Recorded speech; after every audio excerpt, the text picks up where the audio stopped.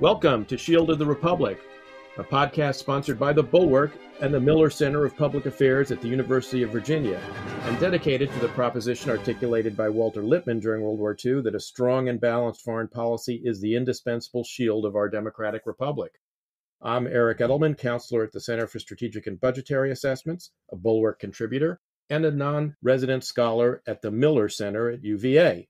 My co-host and my partner in all things strategery is Eliot Cohen, the Robert E. Osgood Professor of Strategy at Johns Hopkins University School of Advanced International Studies and the Arleigh Burke Chair in Strategy at CSIS. Eliot, welcome.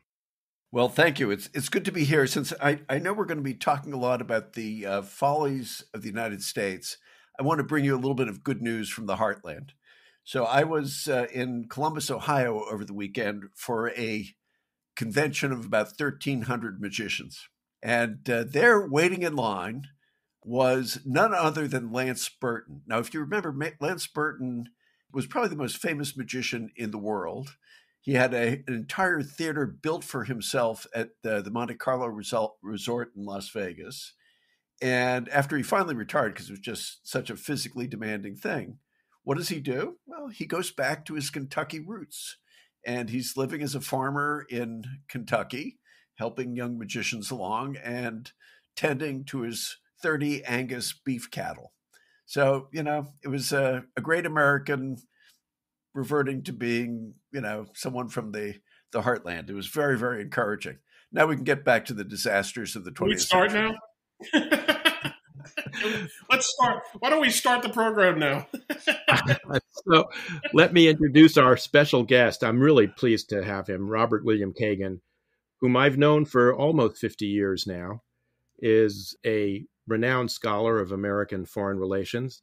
He's a senior fellow, I think, at the Brookings Institution. I'm not sure what your title is at Brookings, Bob. I'm working up to senior fellow. I'm hoping to get there in a couple of years. But Bob is a renowned author. He is the author of Paradise and Power, The Return of History, The World America Made, The Jungle Grows Back, and of course, Dangerous Nation, and the next volume in that series, The Ghost at the Feast, America and the Collapse of World Order, 1900 to 1941. Bob, welcome to Shield of the Republic. We're really glad to have you. Well, it's great to be here. It's great to be with old friends. It's great to talk to you both.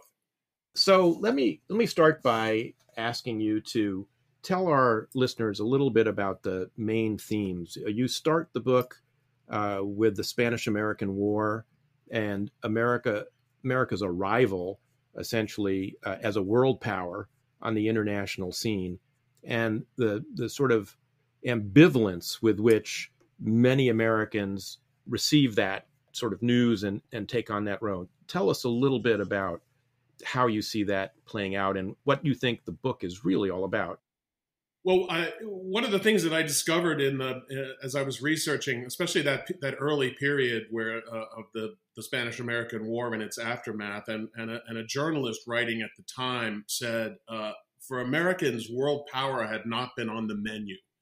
And I think that it's true that when we talk about America as a world power, I assume what we mean by that is a power that is, in fact, taking part in world affairs and has certain ambitions in the world. And I think it's fair to say that even after the Spanish-American War and even after the accidental acquisition of the Philippines, that the American people did not think of themselves as a world power. They thought of themselves fundamentally as a regional power.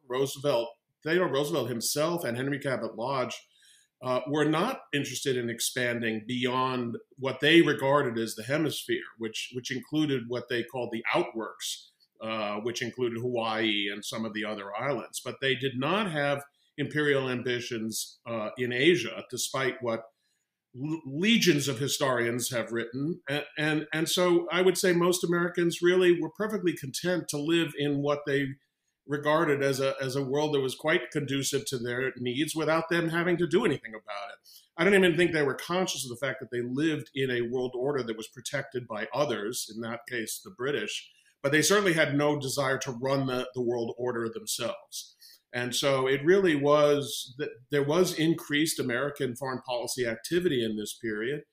But it was pretty quiet during the Roosevelt years, as you recall. I mean, after the Spanish-American War, Roosevelt never fires another shot in anger in his 7 years as president, and no one expected that Woodrow Wilson was going to be very active in foreign policy. So, in a way, the world order part of it, the sort of world power part of it, snuck up on the United States, and they were sort of thrust into that position primarily by the circumstances that led to World War I. Bob, is it fair to say that another big theme in the book is that the United States had the opportunity to reshape the world order at the end of World War I and muffed it? And not only we, but a lot of others paid a price for that. Yeah, and thanks for getting right to the core of it. I think I don't know what there's many themes in the book, but if there was one message that I think I'd like to get out of this book, and which I think is a little bit contrary to sort of conventional wisdom, both as it refers to American foreign policy, but also as it refers to Versailles and the peace agreement that ultimately failed. I do think that if you look at where the United States and the rest of the world were in 1919, there never was a more sort of accommodating world in terms of building a relatively peaceful, liberal world order at relatively minimal cost. If you think about what the situation was at the time, the only potential challengers to a liberal world order in that period were all on their backs, weak, incapable of wielding any influence. Whether you're talking about the Bolsheviks in Russia, they were, still in the throes of civil war. Germany, of course, was completely flat on its back. And really, Mussolini had yet to build up any steam other than his own movements in Italy. And so who were the other great powers that really had power at that time? Democratic Britain and Democratic France, both of whom wanted the United States to continue to play a role. And I think if you think about what we had to do after World War II, the United States could have actually played a significant role in imposing a world peace at much less cost to the United States, exercising much less global hegemony around the world, requiring fewer troops to be deployed around the world, etc. All the things we wound up doing after World War II, we could have done after World War I at a much lower price. Bob, can I press you a bit on that? Because I'm not sure I entirely agree with that. I mean, it seems to me, on the one hand, yes, obviously, the United States had tremendous resources. The imperial powers were not done with empire, where they really were by the end of World War II, or they were in such weak positions that they couldn't hope to sustain it. The kind of chaos that you had rampant in Eastern Europe and in Russia or China was not really amenable to our control. It's true that there wasn't anybody in a position to challenge us directly, but the Japanese were out there. Russia was bound to recover at some point, and the kind of threat posed by radical politics was certainly one that was going to be hard for us to deal with. I mean, was this simply a matter of great power politics? And, if we just kept an army twice as large and kept 20,000 troops in Europe, all would have been well. I mean, I find it hard to imagine us being able – I'll just give one example and stop. We really bludgeoned the British into giving up imperial preference and to, in effect, dismantling their empire, which they couldn't sustain anyway at the end of World War II. Well, that was not the situation in 1918, 1919. The British Empire had never been bigger. Its sense of itself was certainly such that they weren't ready to throw in the towel yet. Places like India, were the circumstances really that propitious? Well, you're treating the situation as if the biggest problem was getting Britain to stop being an empire. That was not the biggest problem. I mean, the biggest problem was how do you bring a peace in Europe? How do you allow, which was the problem after World War II, how do you allow Germany to recover? Because Germany is the engine of Europe economically. How do you allow Germany to recover economically without it posing a threat again to France and others? Germany was too big for the continent, with no United States involved, it was not too big for the continent if the United States was involved. I mean, we weren't going to spell that out. Say a little bit more about what you mean by that. Just think about it. If you think about World War I, the Germans had won, at least from on the continental side. They had already accomplished the conquest of the continent for the most part by the time the Americans entered the war, and certainly as the war proceeded, once the Russians were out. Germany really did control everything from, as they used to say, Brussels to Baghdad. And so, that was where things were headed. The only reason that was a reflection of the actual balance of power in Europe. Germany was too strong for France. It was too strong for France and Russia. It was too strong for France and Russia and Britain, as it turned out. And the only thing that ended the war was the arrival of the Americans. In fact, even before the Americans started playing a significant role, the Germans realized that the game was up because there were just going to be millions of fresh troops coming in. So when the United States came into the war, we completely shifted what the balance of power in Europe was, with the United States becoming a major factor in terms of that balance of power. Now, what did we do immediately? We pulled that back out. So when people talk about what was wrong with Versailles, what was wrong with Versailles is that the Americans didn't play the role that was envisioned for the United States. Versailles could never work without the United States because it required this balance of power. So once the United States pulled out, we were back to where things were, which is that as long as Germany was able to restore itself, it was once again going to be too strong for the rest of the continent. And which is what we learned after World War II. So the only way we've been able, there's peace in Europe, is because the United States stayed in Europe and allowed Germany to both become wealthy when it was the Western Germany, and then to unify ultimately in a way that was non-threatening. That's the critical role the United States plays in Europe. Bob, let me pursue this and to get at how the failure took place, because you describe in the book Wilson as, at the end of the war, being the most powerful person in the world, arguably, because of the powerful person in the world, just not the most powerful person in America.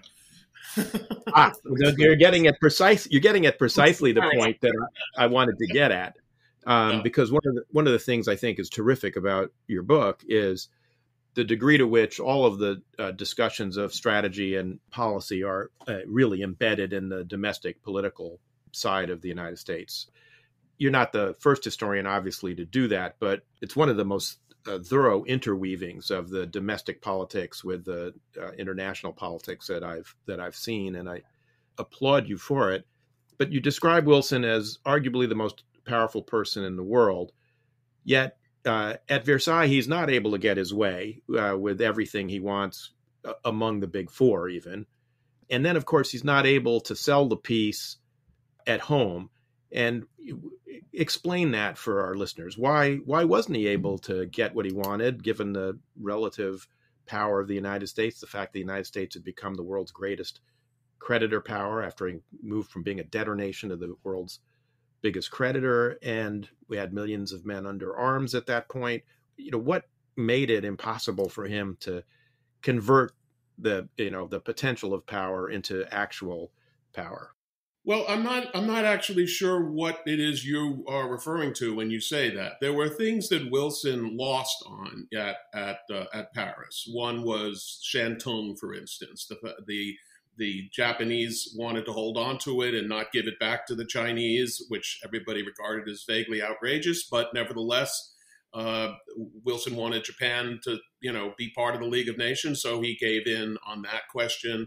There were disputes, obviously, about which territory was going to go to Germany and which was going to go to other countries. There were compromises going on. But if you think about what the main problem at Versailles was, the Franco-German relationship, right? The French wanted to dismember Germany. They wanted Germany basically to cease to exist. They wanted the Rhineland to be part of France, or at the very least be independent and under French control, etc.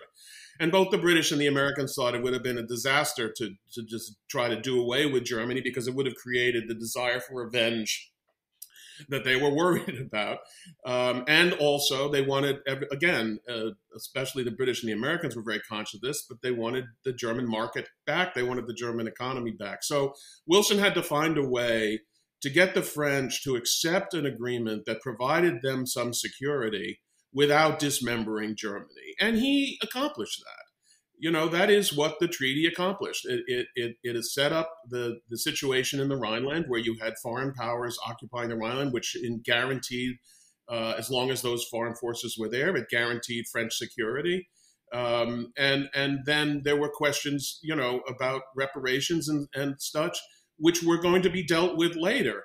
And the problem was that when the United States when the Congress voted against the League, and the United States did not take part in either the League or the treaty, it was unable to fulfill the critical role that it was going to play under those circumstances. And one of the most critical roles was as chairman of the Reparations Commission, because, we haven't gotten into this, but the role of the United States with regard to the war debts, the debts owed by Britain and France and some other countries to the United States on the one hand, and the German reparations question on the other, the United States basically drove that both by absentia and by refusing to negotiate the war debts, and really created a disastrous crisis in Europe, which led to the French invasion of Germany in 1923, the French invasion of the Ruhr to collect what they regarded as their reparations payment, which sent Germany into the economic tailspin and the hyperinflation and created a hatred in Germany that the Germans never got over, and basically fueled Hitler's rise. Nobody thinks about those events in the 1920s, but it was in the 1920s that everything was lost, in my view. And that's one of the things that I think we can continue discussing this, but one of the main points I'm trying to make in the book, and I think this is true in general about foreign policy, is that by the time you get to the 30s, everything is already messed up. It's not what happens in the 30s that's a disaster, of course, although, of course, that is a disaster, but it's how did you get to the 30s? And the way you got to the 30s was by being irresponsible in the 20s. And so, I do want to address Eliot's points. I don't know if you want me to continue, sure. Or you want to move on with another question. No. Go ahead. One of the interesting things about the period, you mentioned Japan. The Japanese after World War I really felt that it was an American liberal world. And they actually, as the Japanese are wont to do, they adjusted themselves to what they regarded as the prevailing current. So if you look at Japan in the early 20s, at least from 1920 to 1925 or 26, Japan was moving in a very liberal direction, and also in a non-militaristic direction. You had a civilian leader, I think, for the first time, perhaps in Japan, but in any case, it was a rarity. And you had the military's defense budget being cut. So it really was a pretty, as I say, it was a pretty permissive environment. The Russians were out of Europe. Once they were defeated, by Polish forces on the outskirts of Warsaw, they were done, making revolution in Europe. They were on their backs. Germany was obviously on its back. When you get to the questions of the empire, I didn't know that it was our goal in life to undo the British and French empires. Well, hold on a second, Bob. That's not what I said. Of it, but the treaty was not a failure because we didn't undo the British Empire. Hey, Bob, you're distorting what I said. The question is whether the United States had the ability to impose the kind of order that it could impose in 1945 after Germany had been devastated, totally disarmed, occupied, and was going to be reconstructed by us, ditto Japan.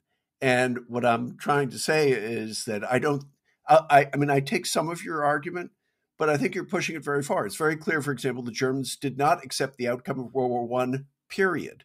Now, they particularly did not accept it in the East. And that's why somebody like Gustav Stresemann is very, very careful not to be okay with Germany's borders in the East. And he makes it clear that they're open to revising them. And I have to say, I also find it very hard to understand, what exactly would that active American role have been that would have prevented World War II? It's we could have done a better job with war debts. Do you think we're going to guarantee France's borders with 100,000 troops stationed in France? I don't know, Eliot. I actually go into this in great detail in the book, specifically talking about this is not me talking in retrospect either. This is not 2020 hindsight. There were significant and important officials in Europe, American officials, the U.S. ambassador to Germany, for instance, whose name was Alonson Houghton. He was part of the Corning Glass. He was a Corning Glass heir, and he was a political appointee, and very much trusted by the Harding administration. And he spent all his time in Germany in the early 1920s warning that American policies were in fact driving Germany toward radicalism. He was specifically talking about the connection between war debts and reparations and the resulting French policies that were very aggressive toward Germany. The U.S. ambassador in France, another political appointee, begged the State Department to look into at least having some kind of forgiveness for debt, maybe not a complete forgiveness, but even a willingness to talk about the debt, which the United States was not willing to do. We had an incredibly capable general whose name was General Allen, who was the commander of the American forces in the Rhineland. And even though he really operated without instructions, he did a tremendous job of negotiating among the French and the Germans and the British and sort of keeping everything relatively stable. When the crisis over the Ruhr that I mentioned before arose, every single country in Europe, Germany, Britain, and France particularly, begged the United States to just keep a few thousand troops in the Rhineland. Because the existence of those few thousand troops, nobody was talking about the need for the United States to go to war.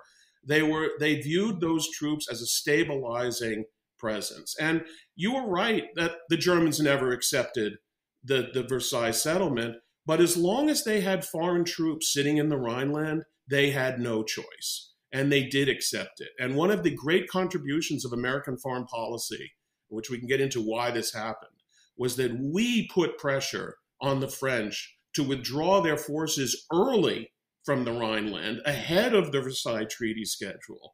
And as it happened, when Hitler took power, the troops were already gone. I don't think, by the way, the Germans would have given Hitler power if the troops were still in the Rhineland. And I'm certainly confident that Hitler himself would have had a much more difficult time if he had come to power and there were still American, French, and British troops still sitting in the Rhineland as they were supposed to under the Versailles Agreement. And so Bob, it could actually have been done at a very low cost to ourselves. And then you get into the question of whether there was no way in the world that we were ever actually going to do that. And we can have that argument because I think that becomes a political issue in the United States as much as anything else. I think we should move on to something else. I guess I'll just stake out my position, which is, although I certainly agree with you, there's a lot more the United States could have done. The war debts thing was a particularly stupid policy. It probably would have been a good idea to try to maintain some sort of American military presence in Europe. I think it seems to me there's something of a danger in assuming that the only agency in this situation is American, and that the only variable that really matters is what the United States does, as opposed to all the stuff that's churning on in German society, throughout Eastern Europe and elsewhere. And that if, only the United States pulls the right levers, everything's good. And I guess part of my problem is I'm not entirely convinced about that. But let's move on. Eric, over to you. Well, I just wanted Bob I don't want to completely move on yet. Because, I want to get at kind of what it was that kept Americans from behaving more responsibly, as you suggest. Part of it is, we've rewritten the history to say, there was, United States went completely isolationist in the 20s and 30s, but we're very active diplomatically in the 20s. Now, part of it is because we're solving problems we created, right, that you're adverting to, the absence from the Reparations Commission, the refusal to reschedule the debt, or to forgive the debt. Coolidge says, the president says, they hired the money, didn't they? So we insist that the debts be repaid, which forces the Brits and the French to insist on the reparations because they can't repay the debts without the reparations. And then after the crisis breaks out, it's American bankers essentially and diplomats who solved the problem, at least temporarily, with the Dawes Plan and the Young Plan. And I think it's important to remember how vital that was. I mean, Dawes, it's really Young, I guess, who puts the plan together, but it's in Dawes's name. And then he ends up being the vice president. There's a lot going on here, and this is why, ultimately, if your readers would, if they want to, they can read my book and see how they feel about this. But I do want to make it clear. I'm not just saying I think something could have happened that didn't happen. I don't believe really in counterfactual history, and I don't write a counterfactual history here. Right. But what I do point out is that this was a policy choice that was presented to American officials, which they rejected. It isn't that no one ever thought of it, and it could, no one thought that it was even remotely possible. They did. And Eliot, I just have to say, it isn't enough to say Germany was a mess. I go into great detail about exactly in what way Germany was a mess and exactly in what way there's no such thing as, especially Germany at this time, as there are things going on in Germany and then there are the things that the rest of the world is doing. Germany is an occupied country. Germany is entirely dependent on the rest of the world. Hold on. Germany's not an occupied country. There are no British... The Rhineland is occupied at the end of... The Rhineland is part of Germany, isn't it? The Rhineland is... You said Germany's an occupied country. The Rhineland was occupied. Berlin was not occupied. Is the Rhineland part of Germany? Yes, but come on. This is nothing like 1945. Berlin was occupied by Allied troops. It was enough. Germany was not allowed to have larger than 100,000 forces, and there were tens of thousands of foreign troops sitting on German territory. Were they not? And do you think it would have been possible to keep Germany down to an army of 100,000 indefinitely? It wasn't about keeping them down with an army. It was about the fact that their government was constrained as to what they could possibly do by the existence of these great power foreign forces sitting in their territory. That was what in the early 20s, undoubtedly. But I don't want to beat a dead horse. It's like, how do you right? And then the question is, how do you get from the early 20s to the 30s? And it is not just stuff happened. It isn't just there was a depression, and it isn't just Hitler got elected. All of those events are actually intertwined with policy decisions that are being made by the great powers, including by the United States. And, let's talk about the Dawes Plan, because, Eric, I'm sure you're referring to, there is this school of thought about the 1920s has grown up in the American Academy. And our dear friend Mel Leffler is one of the proponents of the idea that Americans were not doing nothing in the 1920s. They were very active diplomatically, and they came up with the Kellogg-Briand Pact, which is also not really true. And they were involved in all this economic diplomacy. The economic diplomacy was a failure. The Dawes Plan was a failure. All the Dawes Plan did, if you really think about it, and this is what Keynes wrote at the time. Keynes was complaining about the Dawes Plan, not because he didn't want to help Germany. He certainly did. But all the Dawes Plan did was take private loans from American citizens, private bankers, send them to Germany so that Germany could then pay them in the form of reparations, so that the reparations could then go to Britain and France, so that Britain and France could pay the United States. It did not, in fact, lead to an improvement in the German economy, because it didn't lead to greater investment, greater exports, greater anything. It just was a way to keep money flowing so that the reparations payments could keep flowing. That was not of any benefit. It was an entirely selfish activity on the part of the United States. And it also, in the process, one of the great mistakes, one of the great tragedies of the Dawes Plan is it was not U.S. government policy. The Dawes Plan was shaped by bankers for bankers. And in order to get bankers to lend money to Germany, you had to do a few things to guarantee that to their loans. And one of those things you had to guarantee was that France was never going to attack Germany again. So the minute that you said that France was never going to attack Germany again, that blew up the entire security apparatus set up by Versailles, right? The Americans undid Versailles. Not only did they not participate in it, but through their economic manipulations, they also undid it as any kind of force to contain German power. So I don't know what would have happened. I'm not saying that if you get everything right, then the world is perfect. There obviously would have been all kinds of other kinds of crises, and I'm sure that would have happened. But I just want to be clear, we're not talking about saying we're 100,000 troops enough to keep Germany down. Germany would not have gotten to where it got to if we and the French and the British conducted a more intelligent policy, it seems to me. Yeah, and I don't disagree with anything you just said. The point I was making about the economic diplomacy, which was, as you say, bankers' diplomacy, and it was done in order to get bankers to loan money to Germany to keep this whole ramshackle system going.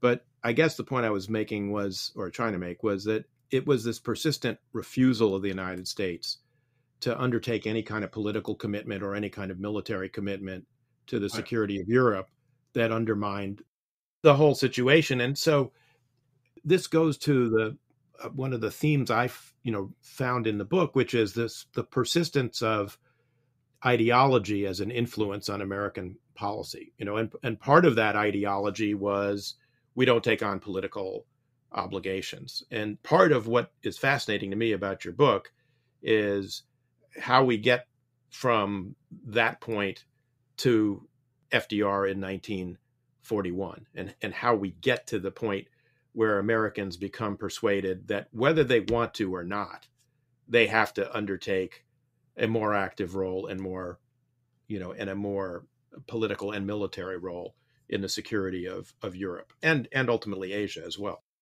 Right. I mean, look, there's obviously the United States is paradoxical or contradictory in this way, right? I mean, here's the conundrum is as follows. The United States is invulnerable. It's certainly invulnerable in that period. I think it's invulnerable. It's been invulnerable throughout the entire period.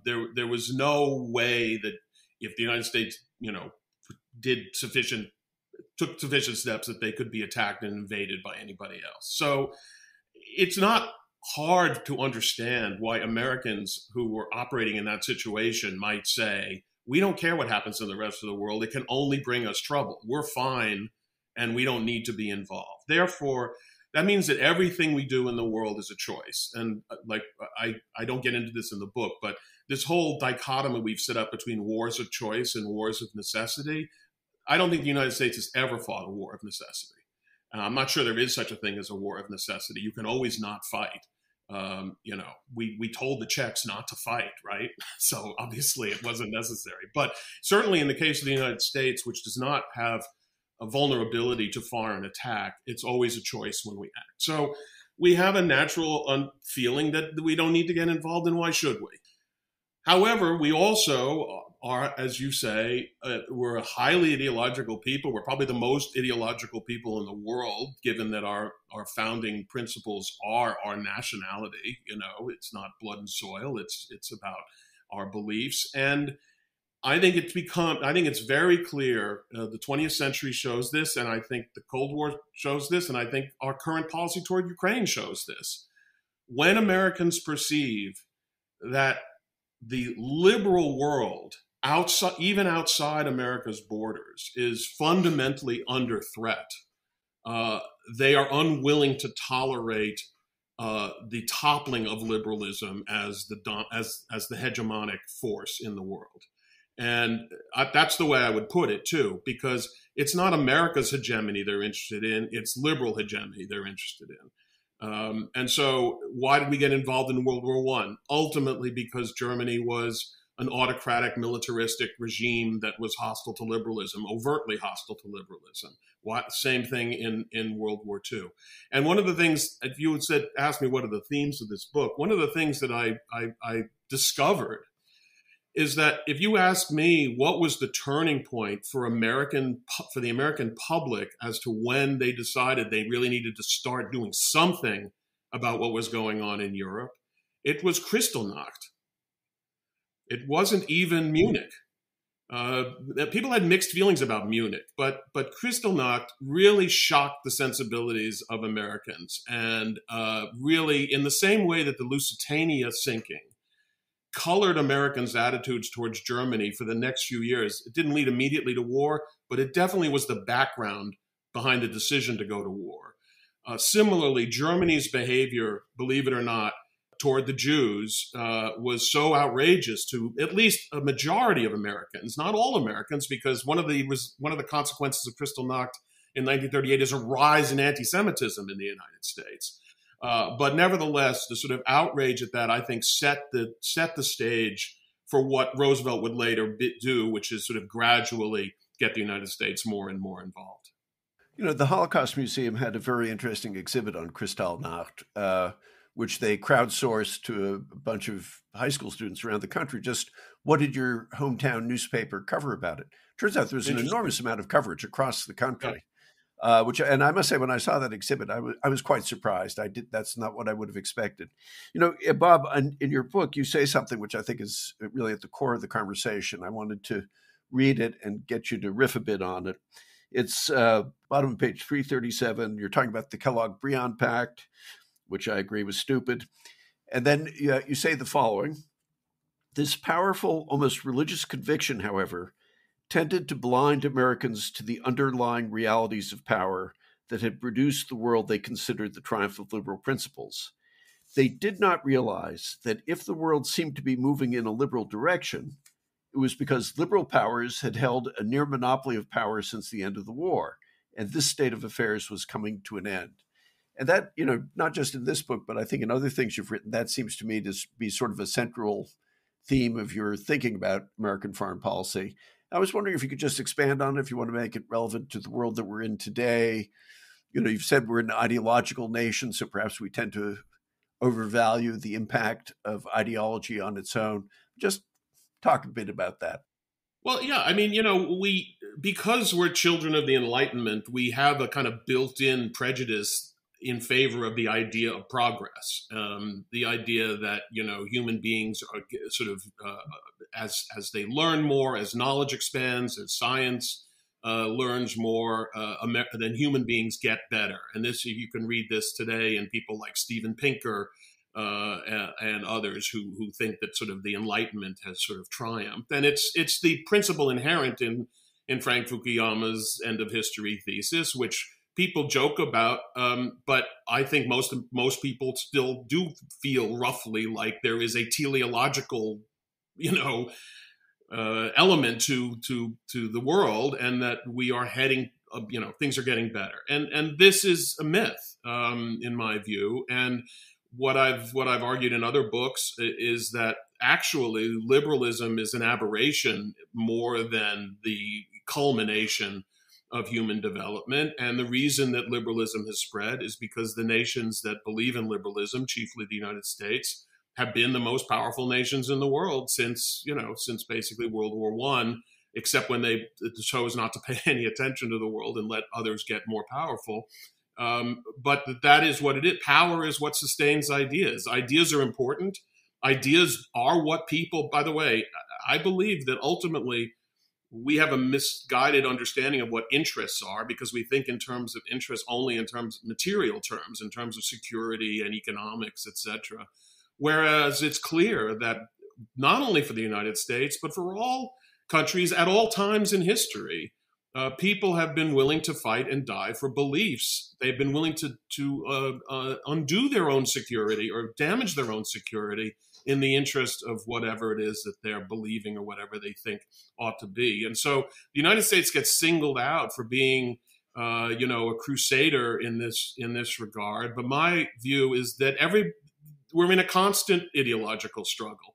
We thought ideology meant communism, and then after communism, there was no more ideology. But the oldest ideological dispute is between absolutism and liberalism, at least as far as we're concerned, which goes back a couple of hundred years. It's the oldest for us, anyway.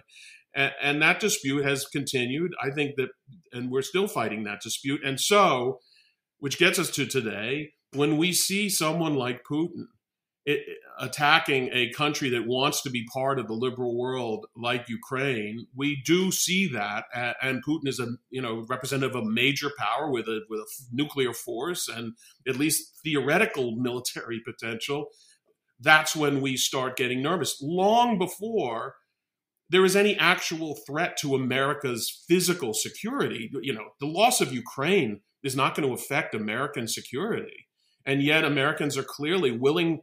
They don't say this, but they are willing to risk war in order to help the Ukrainians, because they are, in fact, representative of the idea that Americans are willing to expend money and even fight for to ensure that liberal idea is not destroyed.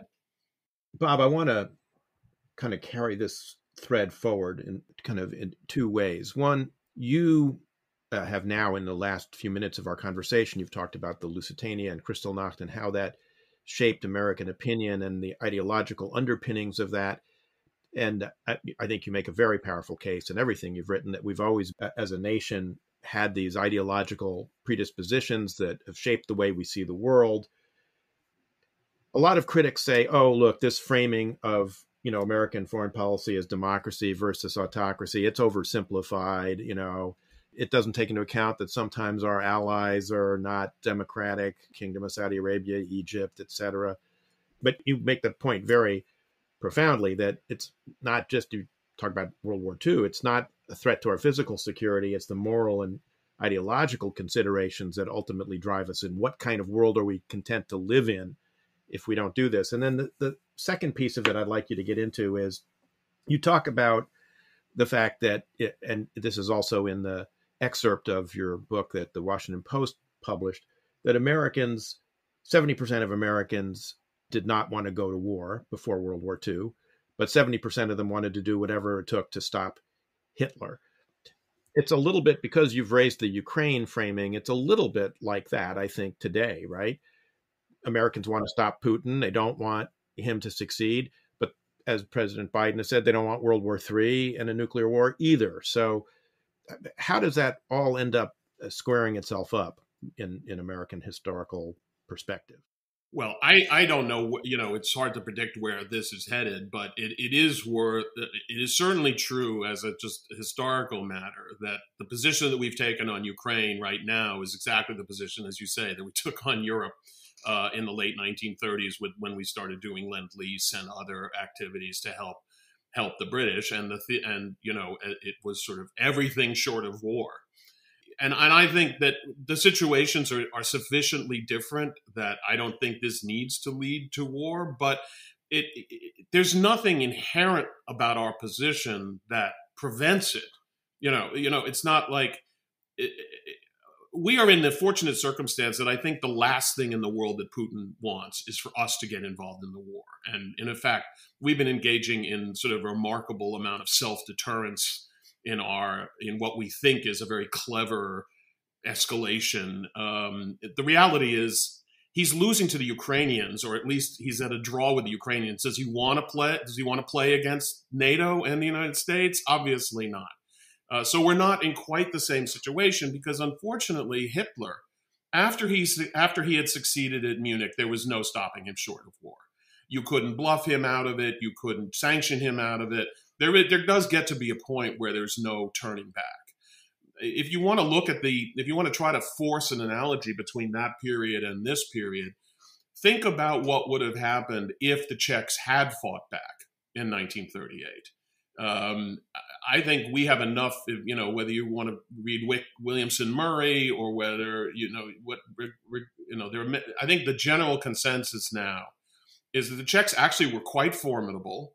And if they had if they'd had French and British support, they not only could have fought the Germans, but they might have actually beaten the Germans. Meanwhile, in Germany, the military, as you know, was at that moment at its most forward-leaning in terms of overthrowing Hitler. And they thought that the Czech conflict was going to be a disaster, and that the British and French would get in the war, and that Germany would be beaten, and then that would be their opportunity to overthrow Hitler. So if in fact, and by the way, why didn't the French and British want to back Czechoslovakia? Because they couldn't trust the Americans to help them. And I'm not talking about fighting. I'm talking about just giving them, letting them have money, doing anything to support them. They couldn't be sure the United States wouldn't actually come out against them. So for lack of a willingness to fight in Czechoslovakia, Hitler went on to be the Hitler that we now know. The interesting thing is now we're playing that sort of that pattern again. Only this time the Czechs are being allowed to fight, This time the Czechs are fighting. This time the Czechs are being armed and supported by the outside powers. And this time I do think Putin's rule is in jeopardy at this point. And I'm not saying that his likely successor is anybody that we're going to be in love with, but I do think Putin is in trouble. So, this time, give us credit for being early enough.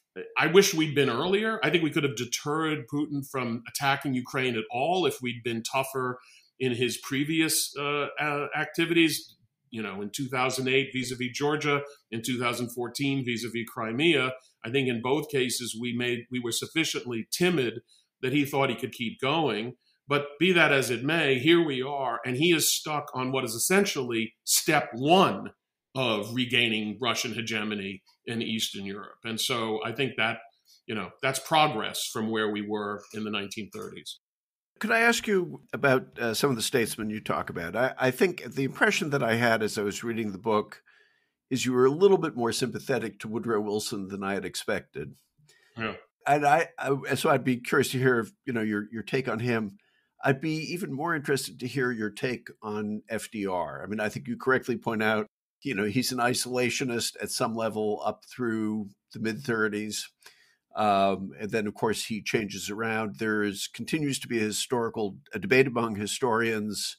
Did he kind of push as far as he could in the period from the beginning of World War I to the American entry after Pearl Harbor? Others people say, no, he was actually being too cautious. American public opinion would have been willing to accept an even more aggressive policy, particularly towards Germany. So talk to us about that. Well, on Wilson, you're right. I myself was a little surprised. He's not an attractive man to read about. He was, incredibly arrogant, incredibly stiff. He was not great at dealing with people who disagreed with him, etc. And he had a tendency as president, which made him both very successful, but was also ultimately, I think, to some extent, his undoing, to speak in inflated language about everything that he was doing. It was never, he couldn't admit ever that we had an interest in something. It was always for the highest conceivable motives. And so a lot of his rhetoric is taken by historians and I think, used to caricature him. What I wound up believing was, look, he faced a very real, concrete problem when he went to Versailles. It had nothing to do with making the world safe for democracy or any utopian ideas at all. He was trying to deal with a very concrete problem, which we discussed earlier, which is how to provide French security so that Germany can be put back on its feet after the war. I think he did a pretty good job. What is the League about? And this is where, the League is often portrayed as the most idealistic example of sort of Wilson's quasi-religious, idealism. The truth, first of all, the first person to recommend a League of Nations after the start of World War I in 1914, early in the war, is none other than Theodore Roosevelt. He wrote a series of essays in which he basically outlined the principles of a League of Nations, slightly different from Wilson, but nevertheless. Wilson was actually a latecomer to the idea of the League. It was not his idea at all, and he was resistant to it for the same reason that any American president would be, which is he knew the American people didn't want to make any commitments. So the League was actually, and Article 10 and all these things that were debated at the time, were actually a way of trying to create some halfway house that would provide some kind of American assurance that the Americans would be around to provide security without agreeing to some kind of formal treaty.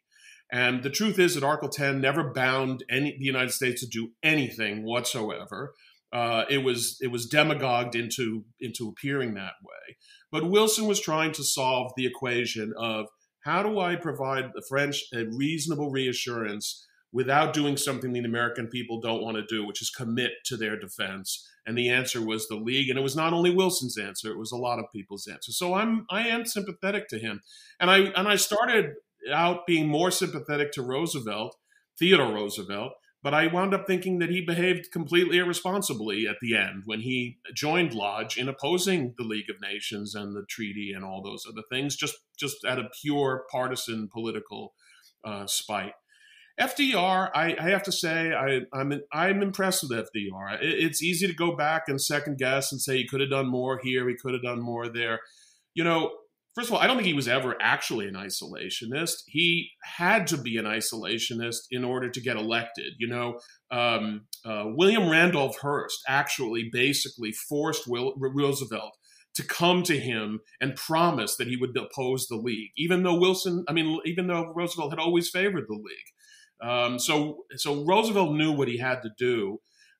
His first term is devoted to dealing with the economy, and he sounds as isolationist as anyone. But in his heart, he was an internationalist. Now, could he have moved faster?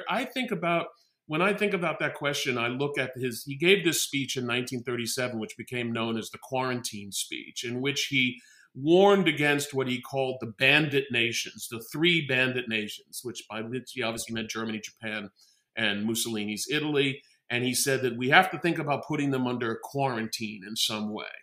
And everybody was like, what do you mean by that? What do you mean by that? He was like, well, I don't really mean anything by that, but it's something we're thinking about. He got murdered for giving that speech. Members of Congress threatened to, impeach him over violations of the Neutrality Act, et cetera, et cetera, et cetera.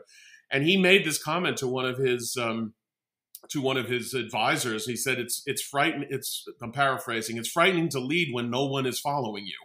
And so I think he periodically did try to jumpstart American opinion. He definitely was trying to move Americans off of their isolationism.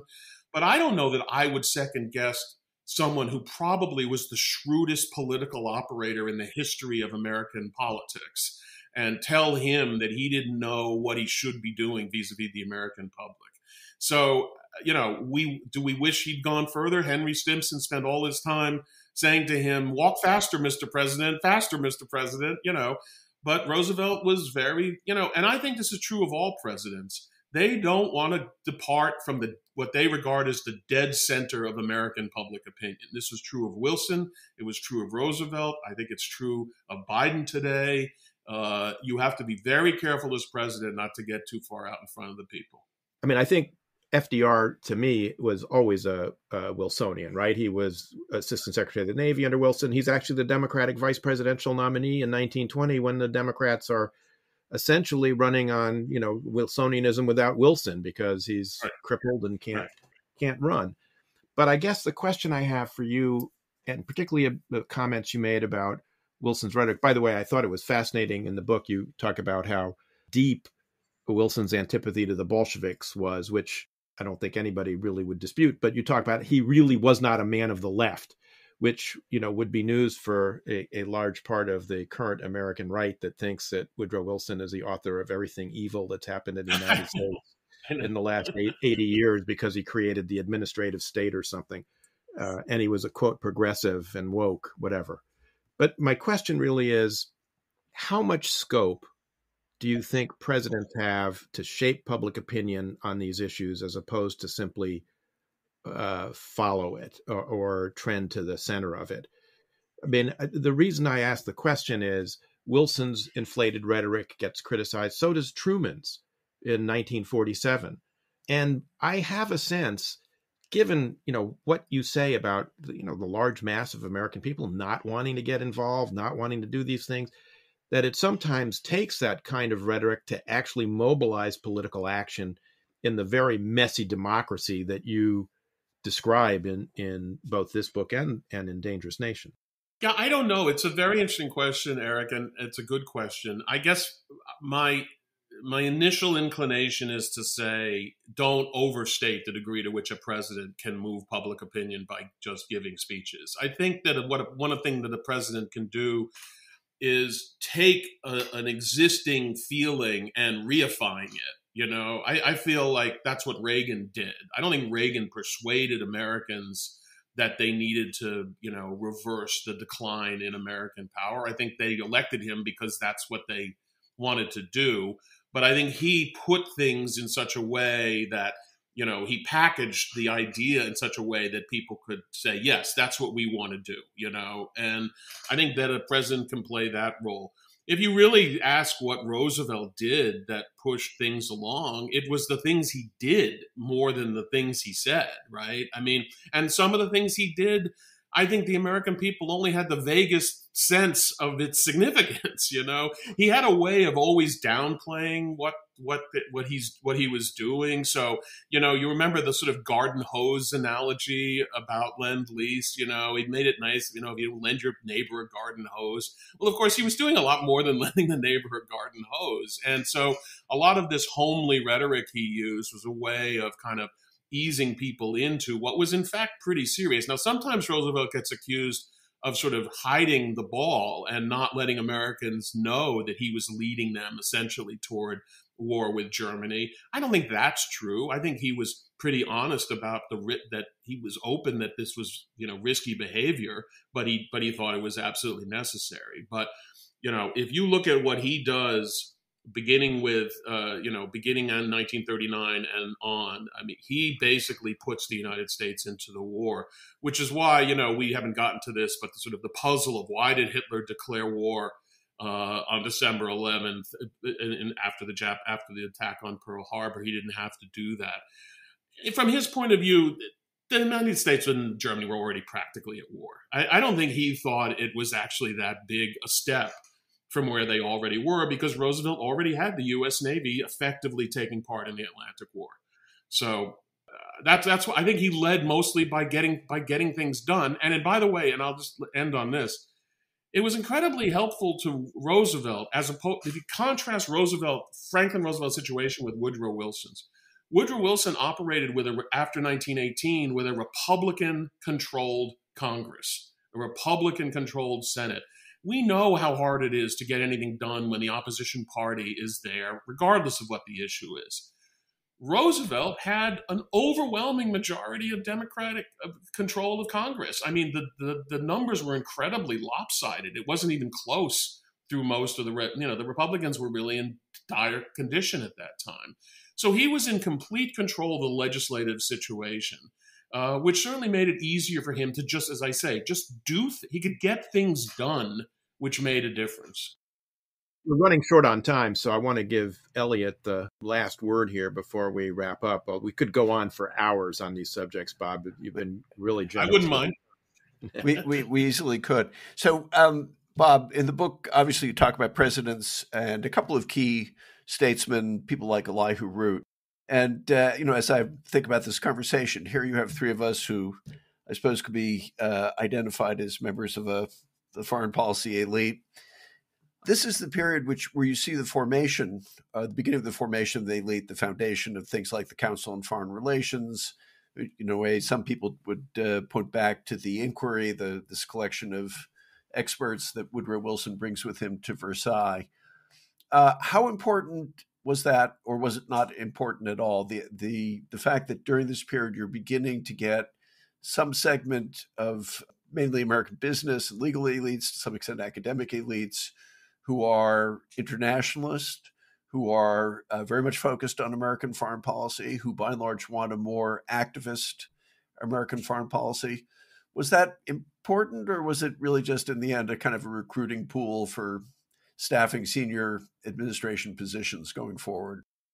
The role of elites and intellectuals in the setting of policy in general is a very interesting subject. I must say that from where I look at it in this period, I would say that the intellectuals were like fleas on the back of an elephant. They were not setting the direction. They were following as much as anything. And the reason I say that is because if you look at the different intellectuals throughout this period, and I know you'll be shocked to hear this, they swung wildly back and forth between what they claimed their views were. So you had, for instance, a whole raft of liberal intellectuals who were completely gung-ho about World War I.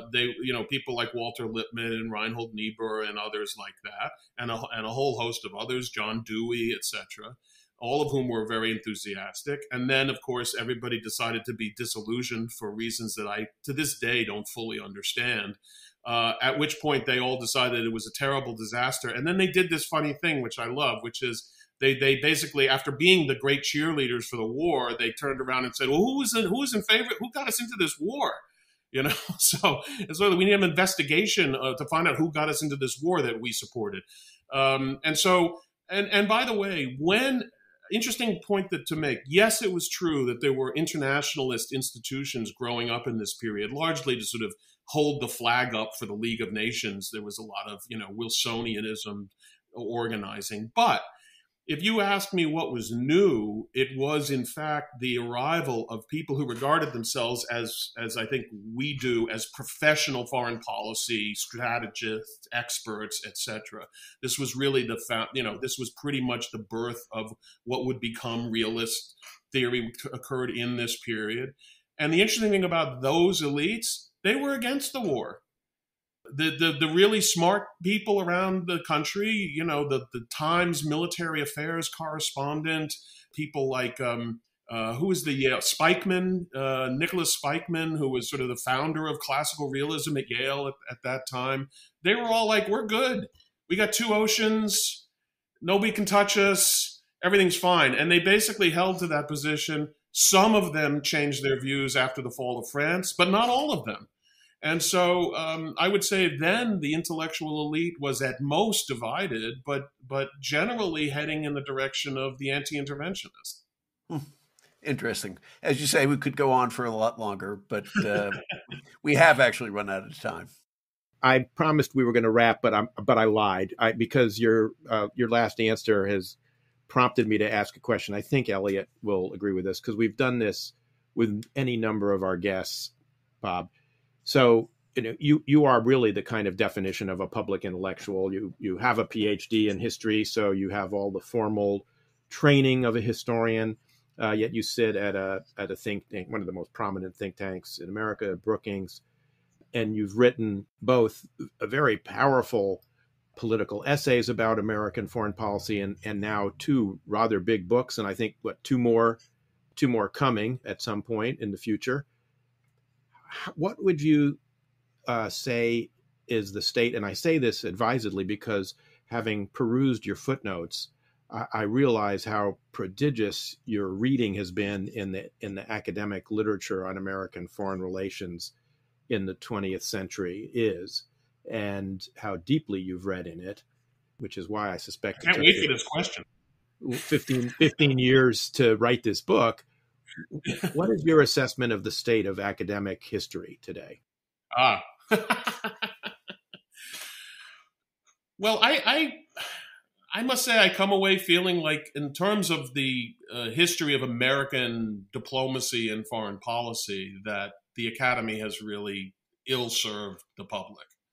There are obviously some stark exceptions, but basically the predominance of a Marxist-Leninist interpretation of American foreign policy is so overwhelming. And the Procrustean nature of that model of understanding American foreign policy is so dominant, is so, as I say, Procrustean, that I think Americans literally do not know what happened in their history. The mythology, for instance, about the Spanish-American War is just, it's not even, it's impossible to penetrate. I have tried as best I could in this book to walk people through exactly how all those things happened and why. I was able to discover, for instance, that even Mark Twain was in favor of the intervention in Cuba. And you would never know that from reading American historians.